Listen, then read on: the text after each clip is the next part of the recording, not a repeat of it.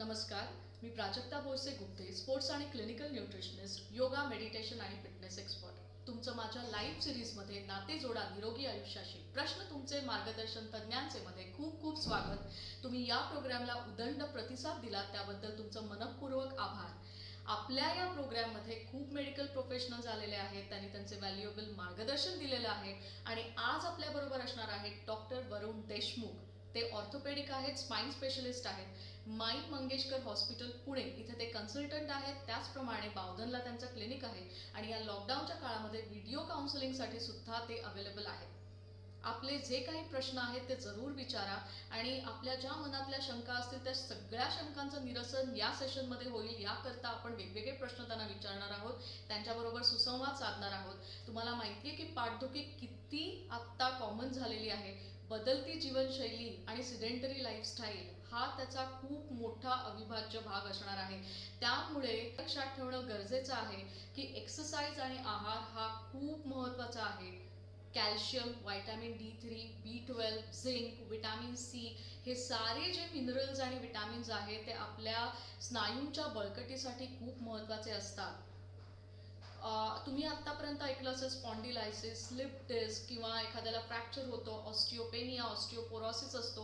त्यामुळे आत्ता ह्याबद्दलच्या ज्या काही शंका आहेत, तुमचे जे काही प्रश्न आहेत त्यांचं आपण डेफिनेटली आज निरसन करणार आहोत. तुम्हाला एक गोष्ट लक्षात ठेवायची आहे की खूप जास्त एक्सेसिव्ह एक्सरसाइज करणं देखील खूप धोकादायक असू शकतं. त्यामुळे डॉक्टर ह्याबद्दल सुद्धा तुम्हाला काही सल्ला देणार आहेत. डॉक्टर थोड्याच वेळात आपल्याबरोबर असणार आहेत. मी त्यांना घेऊन येते, त्यांना इन्व्हाइट करते आणि you have any problem you can contact us on 9870440098. डॉक्टरांच्या क्लिनिकचा नंबर सुद्धा या कॉमेंट सेक्शनमध्ये अवेलेबल असणार आहे. तुम्ही त्याचा सुद्धा फायदा करून घेऊ शकता. त्यांना कॉन्टॅक्ट करा आणि जरूर तुमचे जे काही पाठीच्या रिलेटेड, स्पाईनच्या रिलेटेड जे प्रॉब्लेम्स आहेत त्यांचं निवारण करून घ्या. चला भेटूया डॉक्टर वरुण देशमुख यांना. नमस्कार डॉक्टर. डॉक्टर, तुमचं माझ्या लाईव्ह सिरीजमध्ये नाते जोडा निरोगी आयुष्याशी प्रश्न तुमचे मार्गदर्शन तज्ज्ञांचे मध्ये खूप खूप स्वागत आणि तुमचे खूप खूप आभार. तुम्ही तुमचा महत्त्वाचा वेळ काढून आमच्या या सिरीजमध्ये दर्शकांसाठी त्यांच्या काही प्रश्नांची उत्तरं द्यायला, त्यांना मार्गदर्शन करायला तुम्ही आलेला आहात. त्याबद्दल तुमचे खूप खूप आभार. डॉक्टर, तुम्ही स्पाइन स्पेशलिस्ट आहात, ऑर्थोपेडिक आहात. आपण त्याच्याशी निगडीत सगळे प्रश्न घेणार आहोत. So please let us know what exactly this spinal cord is made out of, or what do you mean by vertebrae or spinal nerve, spinal cords? थोडीशी माहिती देऊया लोकांना आपण. Basically, the spinal cord is made up of a vertebral column and a spinal cord which travels through the vertebral column. I can show you on a model here. Wow, nice. So this is basically the model of your spine from skull to the tailbone here behind. So it has multiple vertebrae from top to bottom, and there is the spine cord which runs within the vertebral column, and at every level there are nerve roots which come and supply your rest of the body muscles and body parts. So this is basically the structure of the spinal cord. These are the vertebrae in the neck. Then there are vertebrae in the thoracic region which are connected to your ribs, and the lower the back, ज्याला आपण कंबर म्हणतो त्याला तिकडे lumbar vertebrae असतात, and there is your tailbone which is called the sacrum, and the tip of the sacrum is the coccyx. So this forms the vertebral column. And the spinal cord, vertebral column, and they have a lot of importance to your main posture basically. So that is a main important structure that supplies the whole function of your upper limb and the lower limbs, and even the internal functioning of your basic organs is through the spine. Okay. Doctor, खूप छान माहिती सांगताय तुम्ही आणि I think ते audio visual असल्यामुळे लोकांपर्यंत ते खूप इझिली पोहोचू शकतं. डॉक्टर, तुम्ही मला सांगा, एक आहार तज्ज्ञ म्हणून मी जेव्हा माझे पेशंट्स बघत असते, मग ते थायरॉईडचे पेशंट्स असू देत किंवा ते PCODचे पेशंट्स असू देत ज्यांचं वजन वाढलं आहे आणि ते आमच्याकडे येतात, किंवा असे बरेच पेशंट्स आहेत ते प्री किंवा पोस्ट प्रेग्नन्सी नंतर येतात, आणि काही वयोवृद्ध आहेत ते येतात, काही मुलांचे पालक त्यांना घेऊन येतात आणि ते म्हणतात की माझ्या मुलाची हाईट वाढवण्याकरता काही असा आहार आहे का. असे वेगवेगळे लोक जी येतात, वेगवेगळ्या वयोगटातली येतात. त्यातल्या बऱ्याच लोकांना एक स्पेसिफिक लाईफस्टाईल डिसऑर्डरच्या व्यतिरिक्त पाठदुखीचा त्रास आहे किंवा थोडी मान दुखते, सकाळी उठल्यानंतर थोडंसं हाताला मुंग्या असतात, किंवा पायाला थोड्याशा मुंग्या येतात, हात भरून येतात, अशी काही ना काही लक्षणं त्या जोडीला सुद्धा आम्हाला दिसून येतात. आपण असं म्हणतोय की जीवनशैली ही थोडीशी आता चेंज झालेली आहे. Our lifestyle has change a lot. We are leading a lot of sedentary lifestyle, ज्याच्यामध्ये आपण आता मिक्सर घरी आलेला आहे, फ्रीज घरी आलेला आहे, वॉशिंग मशीन आहे. So we are not literally putting our hard work. किंवा आपल्याकडे तसंही मेड्स असतात घरी, काम काम करणाऱ्या बायका असतात आणि आपण फक्त एक कॉर्पोरेट लाईफ आपण म्हणू शकतो त्याला जगतोय, जे ऑफिसमध्ये बसून कम्प्युटरच्या समोर असतो. तर तुम्हाला जीवनशैलीमधला बदल आणि स्पाईनच्या रिलेटेड हे जे प्रॉब्लेम, आपल्या पाठीच्या कण्याशी प्रॉब्लेम, याबद्दल तुम्ही काय सल्ला द्याल?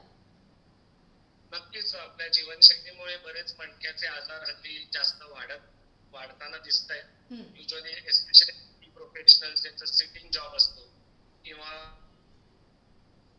सिडेंटरी लाईफस्टाईल असते, जास्त ट्रॅव्हलिंग किंवा व्यायामाचं काही हालचाली नसतात, त्यांना नक्कीच मणक्याचे त्रास जास्त असं आढळतात त्यांच्यामध्ये.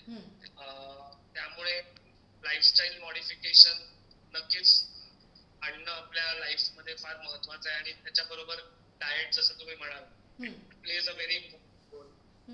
डाएट चांगल्यानंतर नरिशमेंट, मसल आणि नर्व्ह साठी जे न्यूट्रिएंट्स लागतात ते त्याच्या कमतरतेमुळे पण बरेच आजार दिसायला लागतात.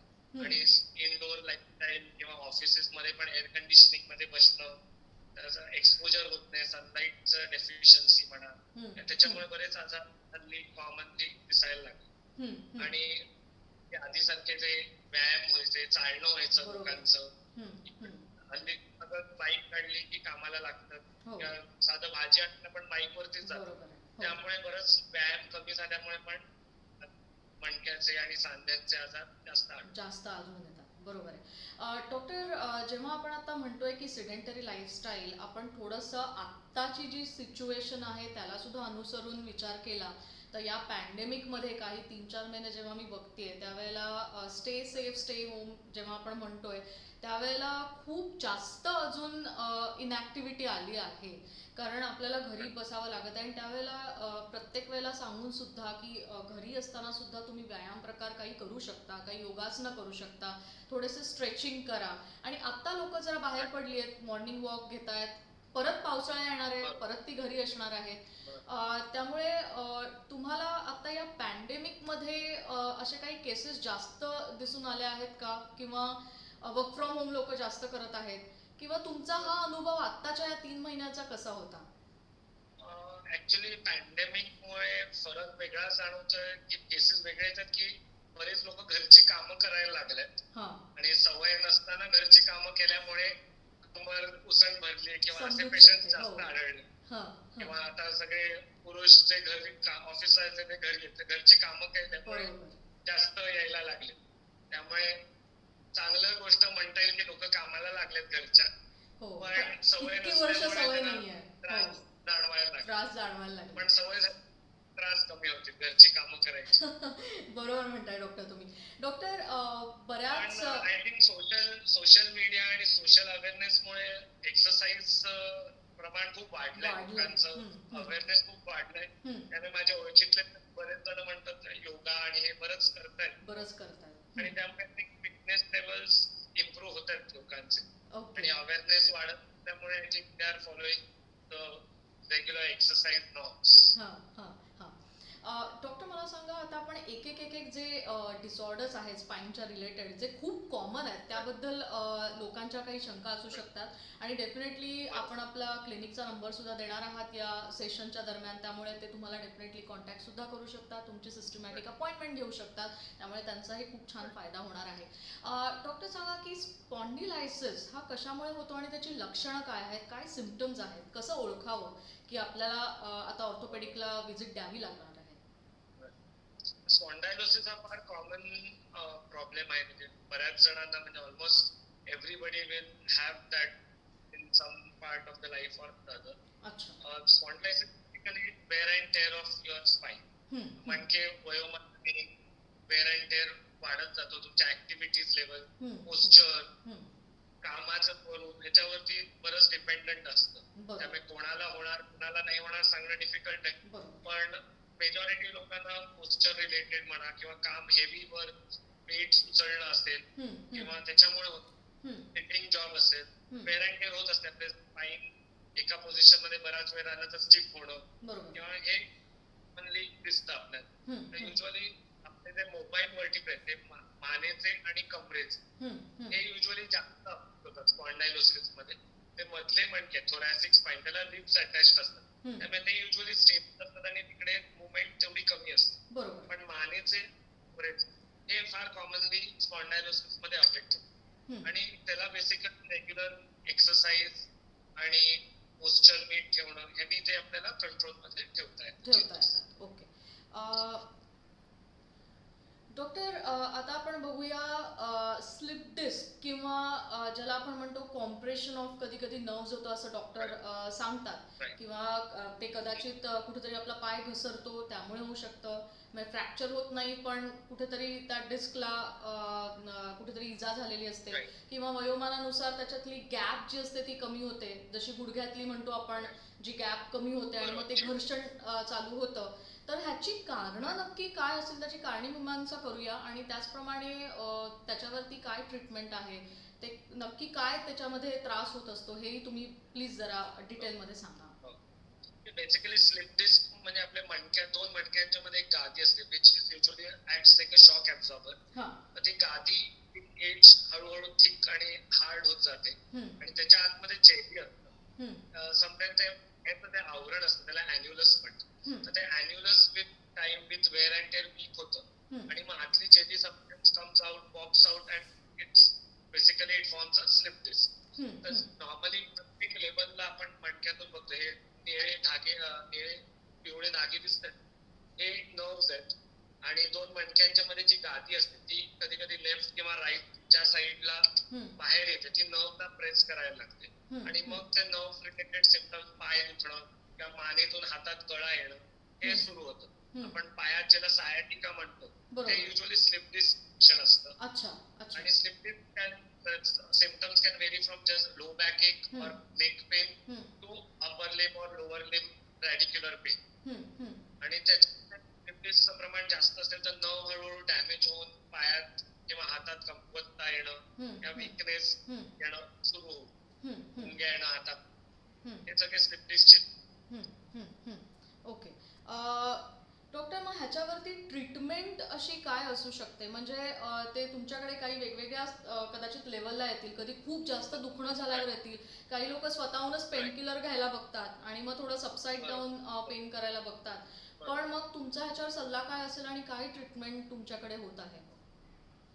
युजली बॅक पेन हे फार कॉमन प्रॉब्लेम आहे आणि लोकांना वाटतं पोस्चर रिलेटेड किंवा ताण पडल्यामुळे आहे पण आराम करून गोळ्या औषधांनी कमी होत आहे का बघू.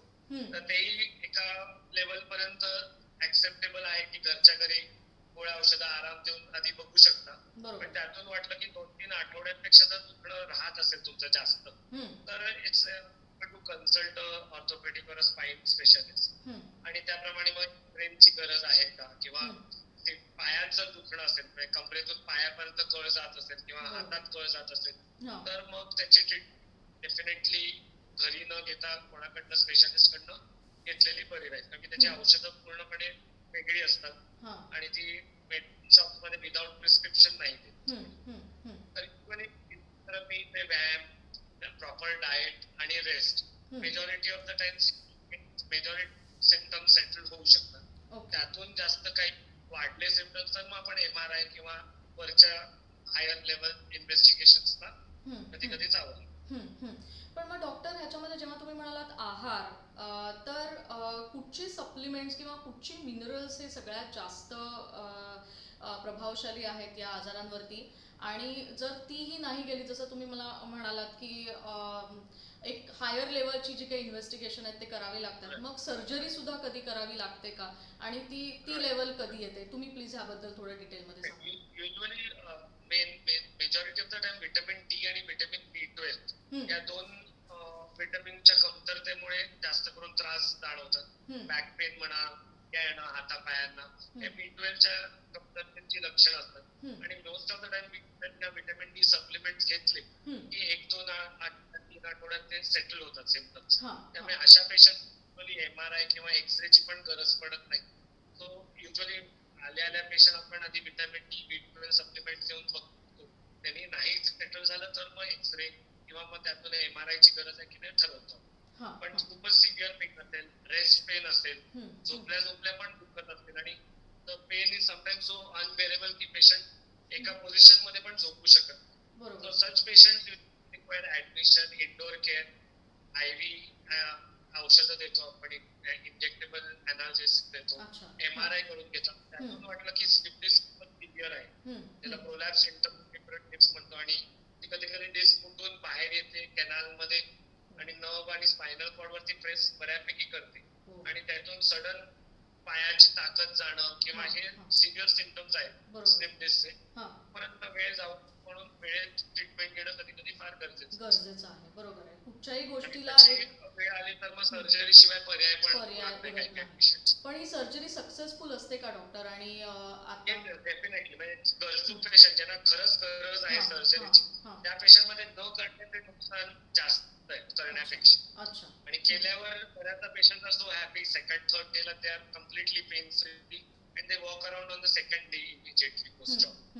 त्यामुळे result good but in selected patients. सगळे स्लिप डिस्क MRI वरती स्लिप डिस्क आहे म्हणून आपण ऑपरेट नाही करत. Other options avoid surgery or postpone surgery. Usually we go for root blocks म्हणून प्रोसिजर आहे. तिकडे आपण नर्व रूट्स ना जिकडे इन्फ्लेम्ड असते त्यांना परक्युटेनियस स्टिरॉइड इंजेक्शन देतो. आणि most of the times almost 80% I have seen patients who have not required surgery. Over last 7-8 years I have given multiple of them.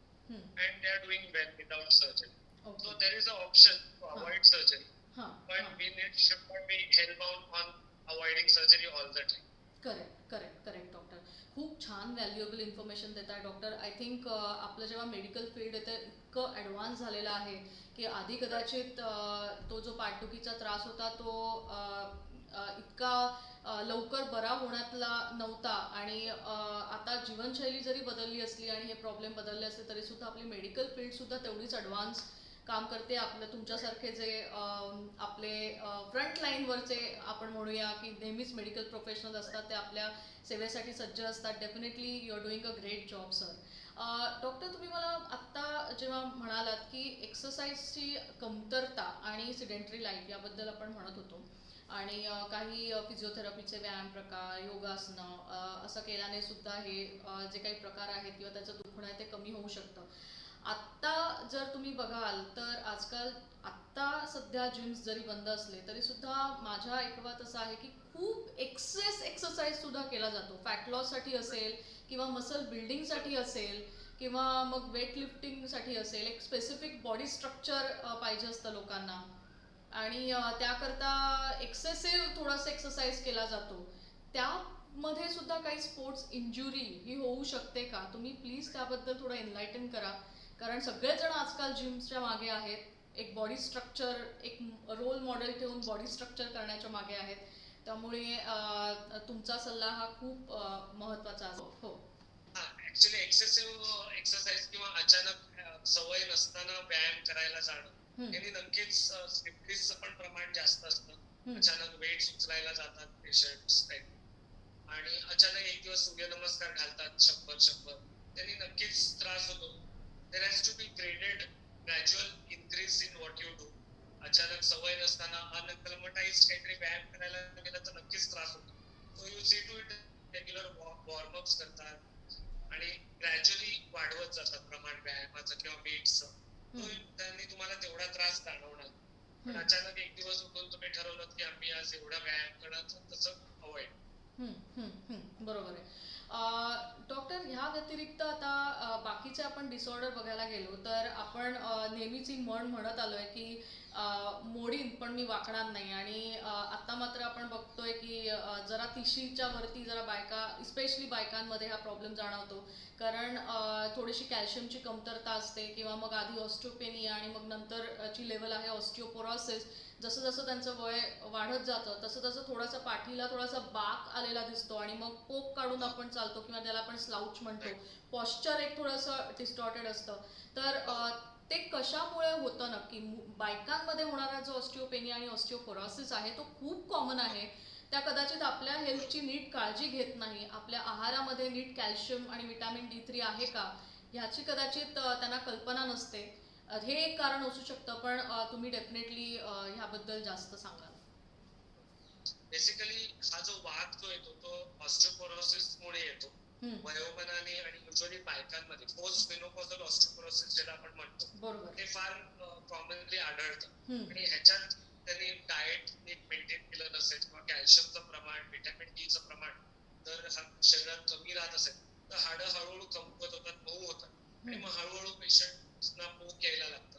आणि ते क्लासिकल ते सिनाईल ऑस्टिओपोरोसिस पिक्चर आपल्याला दिसतं. बरोबर. तर त्यांच्या बेसिकली हाडांची कमकुवतपणा आणि ठिसूळतेमुळे ते आपल्याला आढळतं. हाडं मजबूत ठेवण्यासाठी रेग्युलर व्यायाम असणं, चालण्याचा व्यायाम म्हणा, किंवा घरची हलकी कामं जरी करत राहिले तरी हाडांचं आणि स्नायूंचं कृषी चांगली. आणि पोस्ट मेनोपॉझल काही काही औषधं रेग्युलर चालू ठेवणं कधी कधी गरजेचं होतं. त्यामुळे ते त्या औषधं आपल्याला घेत राहतात, कॅल्शियमची म्हणा, व्हिटॅमिन डी. पण मेनोपॉजमध्ये कॅल्शियमची कमतरता ह्याचं नक्की रिलेशन काय आहे? म्हणजे तुमच्याकडे असे पेशंट्स येत आहेत का की त्यांना तुम्ही ॲटलिस्ट ऑस्टिओपेनिया आहे आणि त्या लेवलला जर त्यांनी काही काळजी घेतली तर ते ॲटलिस्ट ऑस्टिओपोरोसिस ही जी पुढची लेवल आहे तिथपर्यंत जाण्यापासून तुम्ही त्यांना वाचवू शकाल? बेसिकली पोस्ट मेनोपॉझल ज्या बायका आहेत त्यांना रेग्युलर कॅल्शियम सप्लिमेंट्स, कारण की आहारातून पाहिजे तेवढं त्यांना कॅल्शियम मिळत नसल्यामुळे ते त्रास होतो. तर कॅल्शियम सप्लिमेंट्स घेणं गरजेचं असतं. जरी दररोज घेत नसलं तरी ऑल्टरनेट डे किंवा ऑल्टरनेट मंथ जरी घेतलं तरी that is most of the time sufficient. पण रेग्युलर व्यायाम असणं फार महत्वाचं आहे स्नायूंच्या ताकदीच्या दृष्टीने. व्यायाम जर होत नसेल किंवा त्यांना वाटतं घरची कामं केली म्हणजे व्यायाम आहे, तसं नसतं बऱ्याचदा. त्याच्यामुळे ताण जास्त पडत असतो, व्यायाम कमी होत असतो. तर रेग्युलर एक्सरसाइज म्हणून व्यायाम करणं किंवा स्वतःसाठी अर्धा पाऊण तास वेळ काढून व्यायाम करणं हे फार गरजेचं आहे. आपण आता बघतोय की ऑस्टिओपोरोसिसच्या मध्ये जी हाडं ठिसूळ होतात आणि मग पटकन फ्रॅक्चर्स सुद्धा होऊ शकतात. आणि मित्रांनो, तुम्ही लक्षात ठेवायचं आहे की ह्याच्यासाठी सूर्यप्रकाश सुद्धा खूप महत्त्वाचा आहे. तुम्ही सूर्यप्रकाशामध्ये मॉर्निंग वॉक घेणं हे खूप महत्त्वाचं आहे, की त्याच्यामुळे सुद्धा थोडंसं व्हिटॅमिन D3 हे आपल्या स्किनमधून ट्रान्समिट होत असतं आणि त्याचाही आपल्याला खूप फायदा होतो. आहारातून कॅल्शियम आणि व्हिटॅमिन D3 जाणं हे खूप महत्त्वाचं आहे, आणि त्याच्यानंतर सप्लिमेंटेशन जर गरज लागली तर. परंतु मित्रांनो, आपण आता बघत होतो की जसं कॅल्शियम सप्लिमेंट्स गरजेची आहेत आणि ऑस्टिओपोरोसिसमध्ये जसं हाडं ठिसूळ होऊन त्यानंतर फ्रॅक्चरचं पण प्रमाण वाढतं, आणि ती एक लेवल जाऊ नये याकरता आहारामध्ये सुद्धा कॅल्शियम घेणं खूप महत्त्वाचं आहे. व्हिटॅमिन D3 हे स्किनमधनं सुद्धा छान ट्रान्समिट होत असतं, त्यामुळे सूर्यप्रकाशामध्ये तुम्ही डेफिनेटली वॉकला जाणं गरजेचं आहे. ॲटलिस्ट या पर्टिक्युलर पॅन्डेमिकमध्ये ॲटलिस्ट जिकडे तुमच्या खिडकीच्या इथे ईस्ट डिरेक्शनला जिथे खिडकी आहे आणि तिथे सूर्यप्रकाश आतमध्ये येतो तिथे डेफिनेटली तुम्ही सकाळी बसावत. हे फार तुमच्यासाठी फायद्याचं असू शकतं. आणि रोजचा व्यायाम हा महत्त्वाचा आहे. एक्सेसिव्ह काही करणं नेहमी धोकादायक असू शकतं, पण तुमच्या शरीराला असणारा व्यायाम हा रेग्युलरली असणं हे खूप महत्त्वाचं आहे. अचानक कुठला तरी टफ कुठला तरी प्रकार करायला जाणं आणि मग त्याच्यातनं कुठली तरी इंजुरी होणं हे देखील आपल्याला टाळायचं आहे. डॉक्टर, तुम्ही खूप छान व्हॅल्युएबल माहिती देताय. रिस्क फॅक्टर्स कुठले कुठले असू शकतात? सिडेंटरी लाईफस्टाईलच्या व्यतिरिक्त अजून कुठले रिस्क फॅक्टर्स आहेत किंवा लाईफस्टाईल डिसऑर्डर्स आहेत की ज्याच्यामध्ये कॅल्शियम डेफिशियन्सीमुळे होणारे हे काही पाठीचे आजार आहेत ते प्रबळ होऊ शकतात? म्हणजे जसं थायरॉइड म्हणता येईल की युजली दुसरे बरेच आजार सिस्टमिक इलनेसेस आहेत. डायबिटीस म्हणा, हायपोथायरॉइडिझम म्हणा, किंवा किडनीचे आजार ज्यांना असतात त्यांना अच्छा. युजली व्हिटॅमिन डी चं ऍब्झॉर्प्शन किंवा फॉर्मेशन होत नाही. व्हिटॅमिन डी हा. ते ऍक्टिव्हेट होतं, ते किडनीमध्ये होतं. हा. किडनीच्या आजारांमुळे पण बऱ्याचदा ठिसूळताळ, ज्याला आपण ऑस्टिओपोरोसिस रिलेटेड किंवा ते बोन रिलेटेड प्रॉब्लेम्स असतात, ते किडनीच्या आजारांमुळे कॉमनली आढळतात. ओके. डॉक्टर, तुम्ही मला सांगा की आता कुठचे व्यायाम प्रकार हे आपण रेग्युलरली इन्कॉर्पोरेट करू शकतो की ज्याच्याने हे जे काही स्पायनल रिलेटेड जे काही प्रॉब्लेम्स आहेत ते थोडे कमी होतील. ॲटलिस्ट जर कोणाला आत्ता पाठदुखीचा त्रास आहे तर त्यांनी मिनिमल कोणते व्यायाम प्रकार करावे? बेसिकली पाठीसाठी मी जसं म्हणालो तसं लंबर, बॅक आणि कोर स्ट्रेनर, जे पॅरास्पायनल मसल्स आहेत आणि पोटाचे स्नायू, हे मजबूत करणं फार गरजेचं आहे. पोटाच्या स्नायूमुळे कमरेच्या मणक्याला सपोर्ट मिळतो. हा. त्यामुळे पोट आतमध्ये ओढणं किंवा कंबर खाली झोपल्यावर कंबर खाली टेकवणं, हे जे काही काही व्यायाम आहेत ते झोपल्या झोपल्या आपण करू शकतो. ते रेग्युलरली करायला पाहिजे. हा. आणि रेग्युलर एक्सरसाइजच्या वॉकच्या रूपाने एक्सरसाइज झाला पाहिजे. अर्धा पाऊण तास तरी दररोज वॉक सगळ्यांनी घ्यायला पाहिजे. बरोबर. आणि बेसिकली फक्त हाडं नाही, आपले स्नायू पण चांगले ठेवणं गरजेचं असतं. बरोबर बरोबर. म्हणजे स्नायू आणि तुमचे जे बोन, ऑस्टिओपिनिया जसं म्हणतो तसं मायोपिनिया म्हणून पण एक कंडिशन आहे, ज्यात मसल्स वीक होतात. ओके. आणि मसल्स एट्रोफी होतात डिसयूजमुळे. तर त्यांना स्ट्रॉंग ठेवणं महत्वाचं. Correct correct. सो त्याच्यामुळे आपलं मसल आणि बोन रिलेशनशिप जे आहे ते खूप महत्त्वाचं आहे. जर तुमचे मसल्स कणखर असतील, जर तुमचे स्नायू बळकट असतील तर ते तुमचे जे जॉईंट्स आहेत त्यांना सुद्धा छान धरून ठेवतील, त्यातलं फ्रिक्शन कमी करतील, त्याच्यातलं जे पेन आहे ते कमी करतील. डॉक्टर, जे आजकाल ओव्हर द काउंटर जाऊन जी काही मेडिसिन्स घेतली जातात, स्पेशली पेनकिलर्स असतील, अँटासिड्स असतील, कॅल्शियम सप्लिमेंट्स असतील, त्याबद्दल तुम्हाला काय सल्ला द्यावासा वाटेल? कारण गुगल करून किंवा कुठच्याही सर्च इंजिनवर जाऊन काहीतरी फाइंड आउट करून आपण स्वतःच औषधं घेणं हे किती धोकादायक असू शकतं?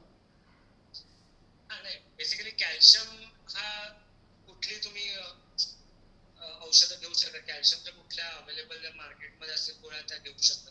मी काय असं पर्टिक्युलर नाव रेकमेंड नाही करत.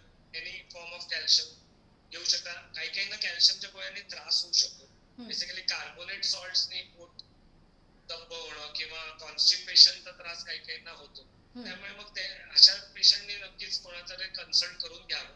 अदरवाईज आफ्टर 40-45 ऍटलीस्ट बायकांनी कॅल्शियम स्वतःहून सुरू करायला हरकत नसते. बरोबर आहे. पण आय थिंक डॉक्टरांशी एकदा सल्ला मसलत स्टोनचा करणं. त्रास असतो किंवा कॅल्शियम एक्सेसिव्ह डिपॉझिशन बॉडीमध्ये काही काहींचं होतं, तर त्यांनी सांभाळून घ्यावं किंवा कन्सल्ट करूनच स्वतःहून घेऊ नये. करेक्ट. आणि तुम्हाला पेनकिलर बद्दल काय म्हणायचं? स्वतः ठरवावं का की पेनकिलर आपल्याला गरजेची आहे? पेनकिलरचे काही अजून साईड इफेक्ट्स लिव्हरवरती सुद्धा असू शकतात. Actually over the counter medication जे आहेत, म्हणजे क्रोसिन, पॅरासिटामॉल म्हणा, कॉम्बिफ्लॅन, ते घेऊ शकतात अगदीच इनिशियल पेन साठी. पण त्याच्याहून जास्त आपल्याकडे कसं आहे, औषधं इझिली मिळतात बाहेर. बरोबर. एवढे नॉर्म्स फॉलो केले जात नाहीत स्ट्रिक्टली. बरोबर. त्यामुळे काही काही जे द्यायला नाही पाहिजेत गोळ्या त्याही विदाउट प्रिस्क्रिप्शन दिल्या जातात. तर लॉकडाऊन मध्ये बरेच स्ट्रिक्ट झालंय. आता क्रोसिनही मिळत नाही विदाउट प्रिस्क्रिप्शन. बरोबर. पण तरी स्वतःहून औषधं, सेल्फ मेडिकेशन अवॉइड केलेली केव्हाही बेटर. काही काहींना आपल्याला काय आजार आहे तेही माहित नसतात. काही काहींना किडनीचे आजार असतात, पण पेन किलर घेतल्यावर ते अजून वर्सन होण्याची शक्यता असते. बरोबर. त्यामुळे स्वतःहून न घेता कोणाचं तरी प्रिस्क्रिप्शन घेऊनच घ्या. कन्सल्ट केल्याशिवाय घेऊ नये. डॉक्टर, तुम्ही आतापर्यंत खूप छान माहिती देत होतात. आत्ताच्या जीवनशैलीचा जेव्हा आपण विचार करत आहोत त्यामध्ये ओबेसिटी म्हणजे वजन खूप जास्त वाढणं, कारण ऑफकोर्स सिडेंटरी लाईफस्टाईल आहे आणि त्याच्याशी कोरिलेटेड हे आहे. तर खूप जास्त वजन वाढल्याने सुद्धा जसं आपल्या गुडघ्यावरती त्याचा परिणाम होत असतो, त्याचं सगळं वजन येत असतं, तसंच आपल्या पाठीच्या कण्यावरती सुद्धा खूप वजन येत असतं. तर त्याबद्दल तुम्ही काय सल्ला द्याल? वजन कमी करणं किती महत्वाचं आहे मजबूत करण्यासाठी? बेसिकली ओबेसिटी हा बऱ्याच सांधेदुखी किंवा मणकेदुखीचा कारण आहे. बेसिकली वजन कमी तर आलंच, पण वजन कमी करण्यासाठी आपण काय करतो, त्याच्यामुळे पण बऱ्याचदा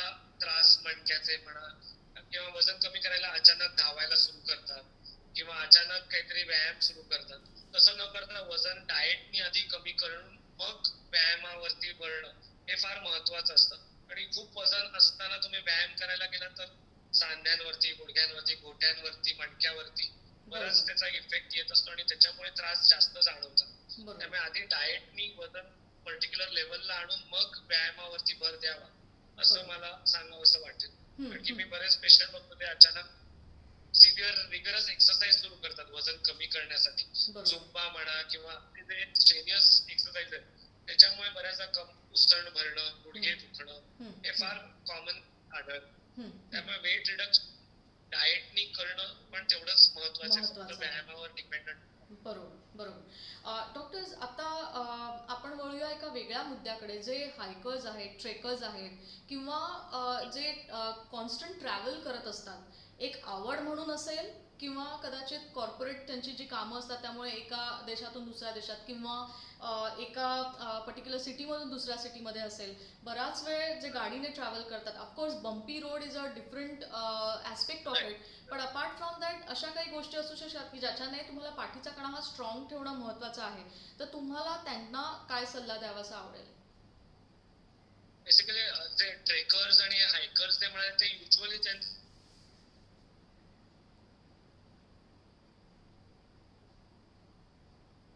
डॉक्टर, तुमचा हँग झालाय फोन. फिटनेस एक लेवल मिनिट, हँग झालाय फोन, हँग झालाय. आता चालू करा. हा, चालू करा आता. येत आहे. हा, आता येतंय. हँग झाला होता. हायकर्स आणि ट्रेकर्स युजली जे रेग्युलरली करतात त्यांना usually fitness level very high आणि त्यामुळे त्यांना युजली हे त्रास तेवढे आढळतच नाही. बरोबर. त्या क्वाईट फिट आणि ते रेग्युलर एक्सरसाइज करणारेच असतात.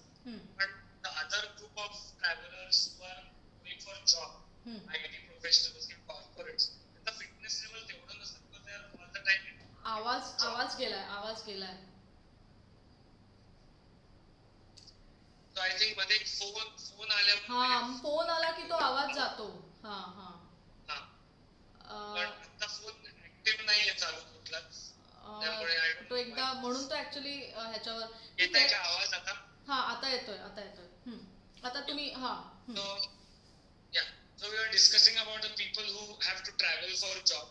त्यांच्यासाठी ट्रॅव्हलिंग मध्ये प्रॉपर पोस्चर राहणं किंवा खूप वेळ लॉंग डिस्टन्स ट्रॅव्हलिंग असेल तर मध्ये मध्ये ब्रेक घेऊन उठणं, थोडं वॉक घेणं हे फार गरजेचं असतं. आणि साईड बाय साईड एक्सरसाइजेस पण बॅक आणि कोर साठी स्ट्रेंथनिंग रेग्युलरली त्यांनी करत राहायला पाहिजे, म्हणजे ट्रॅव्हलिंग मध्ये त्यांना तेवढा त्रास जाणवणार नाही. नॉर्मल जे झोपणं किंवा ह्याच्यामध्ये जे आहे तेव्हा उशी रेग्युलर घेणं, पातळ उशी, किंवा काही काहींना उशी घेतच नाहीत किंवा खूप जाडी घेतात तर तसं अवॉइड न करता बारीक पातळ उशी घेणं गरजेचं असतं. आणि ती पण खांद्यापर्यंत मानेला सपोर्ट करणारी पाहिजे. तसंच गादीच्या बाबतीत सुद्धा डॉक्टर, सॉरी.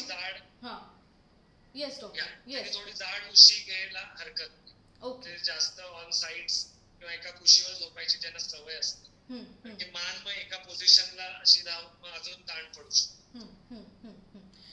डॉक्टर, जेव्हा तुम्ही आता उशीबद्दल बोलत होता तसंच गादीबद्दल सुद्धा आहे का? म्हणजे आपला जो बेड आहे त्याची गादी एक स्पेसिफिक असावी का? काही असं मला ऐकवत आहे की कडक गादी किंवा स्ट्रेट गादी ही नेहमी बेनिफिशियल आहे किंवा डिलक्स जे आता आजकाल. म्हणजे गाद्या बरेच पेशंट्स पण मला विचारतात की कुठल्या प्रकारची गादी वापरायची. मी युजली सजेस्ट करतो की रेग्युलर आपली कॉटनची गादी जी असते, जी बरेच वर्ष आपण वापरत आहोत, that is more than sufficient. Is a fancy foam आणि कॉयरच्या गाद्या वापरण्यात तसं काही ऍडव्हान्टेज सच खूप नसतं. त्यामुळे ते फक्त बरेच जण ऍडव्हर्टाईज करतात स्लीप वेल आणि ह्या, पण there is no point in going for such गादी. कॉटन गादी is more than sufficient to support your back. Doctor, बाकीचे जे काम आहेत दिवसभराचे त्याच्यात जो ताण पडतो तो तुम्ही कसा अवॉइड करू शकता हे बघितलं पाहिजे. बरोबर. डॉक्टर, तुमचा आता व्हॅल्युएबल सल्ला लोकांना किंवा दर्शकांना काय असेल? तुम्ही पाठीचा कणा मजबूत तर आपण मजबूत, कारण आपलं सगळं शरीराचं जे वजन आहे ते आपल्या या सगळ्या मसल्स वरती आहे, कारण back is a huge muscle आणि जसं तुम्ही म्हणालात की स्नायू आणि बोन्स ह्यांचं एक छान रिलेशनशिप आहे आणि ते तुम्ही स्नायू पण बळकट तेवढेच ठेवले पाहिजेत. तर तुमचा एक व्हॅल्युएबल सल्ला आपल्या दर्शकांना काय असेल, कारण पाठदुखी हा खूप कॉमन होत जाणारा प्रॉब्लेम आहे.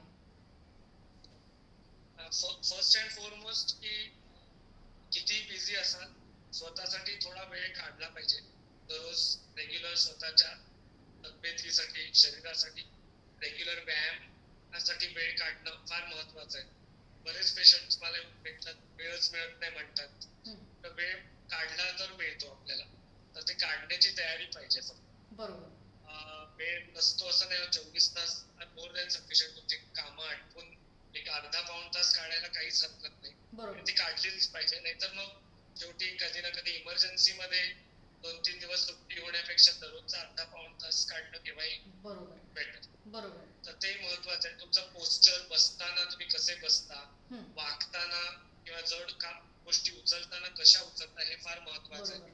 त्याच्यासाठी तुम्ही पोस्चर ट्रेनिंग प्रॉपर घेऊ शकता. ज्यांना सिटिंग जॉब आहे त्यांनी नक्कीच पोस्चर ट्रेनिंग करावं, अर्गोनॉमिक ट्रेनिंग करावं, की तुमच्या ऑफिसमध्ये कसा सेटअप असावा, लॅपटॉप किंवा कम्प्युटर कुठल्या लेवलला असावा, चेअर कशी असावी. बरोबर. आणि रेग्युलरली एक्सरसाइज ऑफिसमध्ये पण तुम्ही अर्धा तास काढून मध्ये व्यायाम करू शकता. बरोबर. आणि बऱ्याच ऑफिसेस मध्ये ह्या सोयी पण असतात. त्यामुळे ते अशी तुम्ही विचार करून आणि प्लॅन करून करायला पाहिजेत गोष्टी ह्या. बरोबर. वेळ काढायचं म्हणलं ते काढतात. बिझी माणसं बिझीच राहतात नेहमी, त्यांना वेळच नाही मिळत.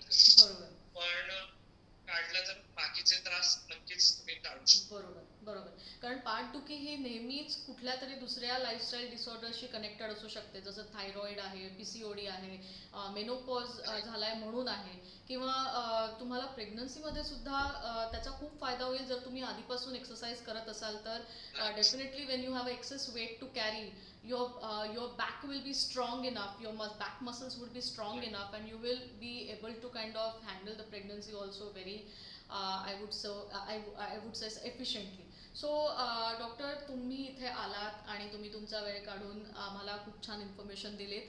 आहार तज्ज्ञ म्हणून दर्शकांना मी तुम्हाला नेहमी सांगत असते की कॅल्शियम, मग नाचणी असेल, राजगिरा असेल, त्याच्यामध्ये खूप आयर्न, खूप कॅल्शियम, खूप प्रोटीन्स आहेत. त्यामुळे डेफिनेटली तुम्ही त्यांचा समावेश करा. आपल्या भारतामध्ये जी वेगवेगळी आहार पद्धती आहेत, जशा आपण वेगवेगळ्या सिटीजमध्ये जातो तशी तशी ती आहार पद्धती चेंज होत जाते. त्यामुळे तुमचं जे स्टेपल फूड आहे ते बेस्ट फूड आहे.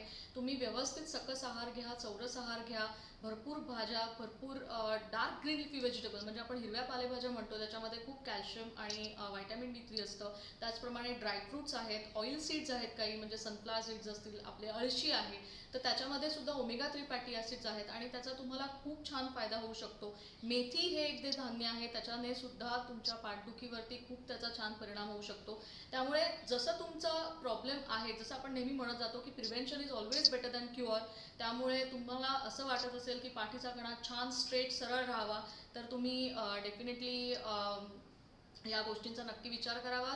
त्या व्यतिरिक्त कोणाला खूप काही सिव्हिअर इश्यूज असतील तर तुम्ही डॉक्टरांचा कॉन्टॅक्ट नंबर तुमच्याकडे असेल, तुम्ही डॉक्टरांना डेफिनेटली जाऊन व्हिजिट करावं, त्यांची छान अपॉइंटमेंट घ्यावी, तुमचं नक्कीच प्रॉब्लेम सॉर्ट केला जाईल. डॉक्टर, मला अजून एक लास्ट प्रश्न तुम्हाला विचारायचा आहे. काही मुलं आमच्याकडे म्हणजे पेरेंट्स आमच्याकडे येतात मुलांना घेऊन की हाईट वाढीसाठी, यांची हाईट वाढेल का, तर त्याबद्दल तुम्हाला काय वाटतंय? बेसिकली हाईट ही गोष्ट कॉन्स्टिट्युशनल असते. म्हणजे पालकांची जशी हाईट असते तशीच मुलाची पण होते. तर प्रत्येकाचा ग्रोथ स्पर्ट वेगवेगळ्या वयाला होतो. त्यामुळे युजली ग्रोथ हाईट वाढवण्यासाठी तसं काही वेगळं तुम्हाला रेग्युलर डाएट जरी तुम्ही फॉलो करत राहिला तरी हाईटची काळजी करू नये. त्या पर्टिक्युलर वयाला ती ग्रोथ स्पर्ट होते. काही काहींची लवकर होते, मुलींची आधी होते, मुलांची उशिरा होते. त्यामुळे मुलांच्या पालकांना वाटत असतं की मुली सगळ्या उंच आहेत शाळेत, हाच शॉर्ट आहे, असं वाटायची गरज नाही. मेजॉरिटी मुलांना उशिरा स्पर्ट होते आणि युजली पालकांच्या एवढी तरी हाईट त्यांची होतेच. त्यामुळे हे युजली कॉन्स्टिट्युशनल असतं. पण रेग्युलर डाएट आणि बाकीचे हाडांचे काही आजार होऊ नये म्हणून डाएट चांगलं ठेवणं आणि protein intake, calcium intake regular बॉडीसाठी लागतो तेवढा त्यांना दिला की तेवढं पुरतं. हाईट ही वाढणारच असते, त्यामुळे हाईट वाढवण्यासाठी तुम्ही एक्स्ट्रा काळजी करण्याची गरज असते. बरोबर, बरोबर. डॉक्टर, तुम्ही खूप छान माहिती दिलीत आणि काही मिथ बस्टर्स सुद्धा सांगितलेत. काही लोकांमध्ये काही मिसकन्सेप्शन्स असतात, तर डेफिनेटली म्हणजे जसं एक्सरसाइज केला की तुमचं वजन कमी होतं, किंवा जसं तुम्ही म्हणालात की आता लाईफस्टाईल डिसऑर्डरमध्ये अचानक जेव्हा लोक कुठचा तरी एक्सरसाइज स्टार्ट करतात आणि खूप जास्त एक्सरसाइज स्टार्ट करतात जस्ट वजन कमी करायचं म्हणून, तर तुमचा हा सल्ला डेफिनेटली लोकांना खूप महत्त्वाचा असणार आहे आणि काही लोक ह्या इंजुरीज होण्यापासून टळतील. सो त्याबद्दल तुमचे खूप खूप खूप खूप आभार. Thank you so much doctor. Thank you so much for coming on our show. Thank you.